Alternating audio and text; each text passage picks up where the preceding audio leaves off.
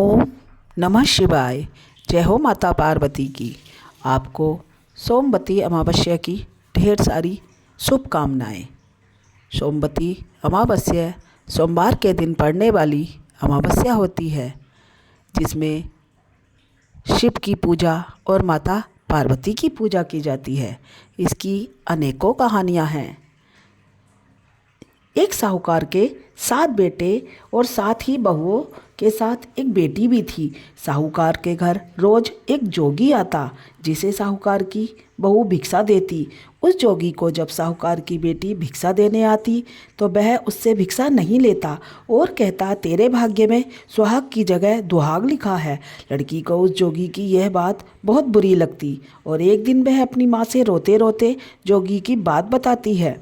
सारी बात सुनकर माँ कहती है, कल जब जोगी आएगा तब मैं पूछती हूँ कि वो ऐसे क्यों करते हैं। अगले दिन फिर जोगी आते हैं तो साहूकार की पत्नी छिपकर बात सुनती है और लड़की को भिक्षा देने को भेजती है। जोगी उससे भिक्षा नहीं लेता और फिर वही बात दोहराता है कि तेरे भाग्य में सुहाग की बजाय दुहाग लिखा है। लड़की की माँ बाहर निकल कर आती है और जोगी से कहती है, एक तो हम तुम्हें भिक्षा देते हैं और तुम हमें गाली देते हो। जोगी कहता है, मैं गाली नहीं दे रहा हूँ, जो बात कह रहा हूँ सच कह रहा हूँ। इसके भाग्य में जो लिखा है वही आपको बता रहा हूँ। सारी बातें सुनने पर लड़की की माँ कहती है कि जब तुम्हें सारी बात पता है तो इससे बचने का उपाय भी होगा। जोगी कहते हैं, 7 समंदर पार एक धोबन रहती है जिसका नाम सोना है। वह सोमवती अमावस्या का व्रत करती है। अगर वह आकर इसे फल दे दे तभी इसका दुहाग टल सकता है, अन्यथा विवाह के समय इसका पति मर जाएगा। और यह बात सुनकर माँ रोने लगी और सोना धोबिन की तलाश में निकल गई। चलते चलते रास्ते में तेज धूप पड़ रही थी, जिससे बचने के लिए वह एक पीपल के वृक्ष के नीचे जा बैठी। उसी वृक्ष पर एक गरुड़ के बच्चे अपने घोंसले में थे।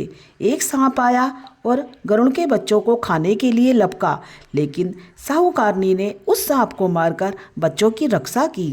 कुछ देर बाद गरुड़नी आई और सब जगह खून देखकर साहूकारनी को चोट से मारने लगी। साहूकारनी बोली, एक तो मैंने तेरे बच्चों को सांप से बचाया और तू मुझे ही मार रही है। सारी बातें जानने पर गरुड़नी बोली कि तूने मेरे बच्चों की रक्षा की है, इसलिए मांग जो मांगना चाहती है। साहूकारनी गरुड़नी से कहती है कि मुझे 7 समंदर पार सोना धोबिन के यहाँ छोड़ दो। और गरुड़नी ने वैसा ही किया। साहूकारनी वहाँ पहुँच गई, लेकिन सोचने लगी इसे कैसे मनाऊं। सोना धोबन की 7 बहुएं थीं, लेकिन घर के काम करने के लिए सदा आपस में लड़ती थीं। रात को जब वह सो जाते तो साहूकारनी आती और चुपके से सारा काम कर जाती। सारी बहुएं भी आपस में यही सोचती कि कौन हमारे घर का काम कर रहा है। एक दिन सोना धोबिन को ये विचार आया कि मेरे घर का काम कौन करता है। सोना धोबिन ने सारी बहुओं को बुलाया और पूछा कि आजकल तुम लड़ती भी नहीं हो और घर का सारा काम हो जाता है।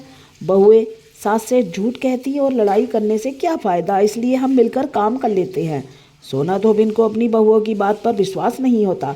वह रात में जागकर स्वयं सच देखना चाहती थी।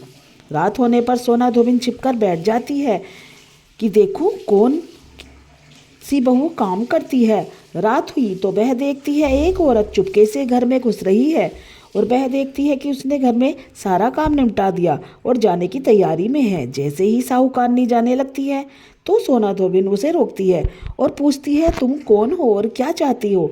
साहूकारनी कहती है, पहले तुम वचन भरो तब बताऊंगी। यह वचन भरती है। तब साहूकारनी कहती है कि मेरी बेटी के भाग्य में दुहाग लिखा है, लेकिन तुम सोमवती अमावस्या करती हो तो मेरे साथ चलकर उसे सुहाग दे दो। सोना धोबिन वचन से बंधी थी। वह साहूकारनी के साथ चलने को तैयार हो गई। जाते हुए सोना धोबिन अपने बेटे और बहुओं से कहती है कि मैं इस औरत के साथ इसकी बेटी को सुहाग देने जा रही हूँ, लेकिन अगर मेरे पीछे से तुम्हारे पिताजी को कुछ हो जाए तो उन्हें तेल के कूपे में डालकर रखे रहना। धोबिन साहूकार के घर पहुंच जाती है। साहूकारनी अपनी बेटी का विवाह करती है तो फेरों के समय ही उसका पति कुछ समय के लिए मूर्छित हो जाता है और फिर उसके बाद वहाँ पर एक सांप आ जाता है और उसको काट लेता है। उसको डसने से वह मर जाता है। तब सोना धोबिन ने लड़की को सुहाग दिया और कहा, उसके पति पर अपनी मांग से सिंदूर छिड़क दिया कि कहा, जितनी अमावस्या मैंने की हैं उन सभी का फल साहूकारनी की इस लड़की को मिले, तब आगे अमावस्या करेगी, उसका फल मेरे पति व बेटों को मिलेगा। सभी लोग सोमवती अमावस्या की जय जयकार करने लगे। सोना धोबिन अपने घर वापस जाने को तैयार हुई।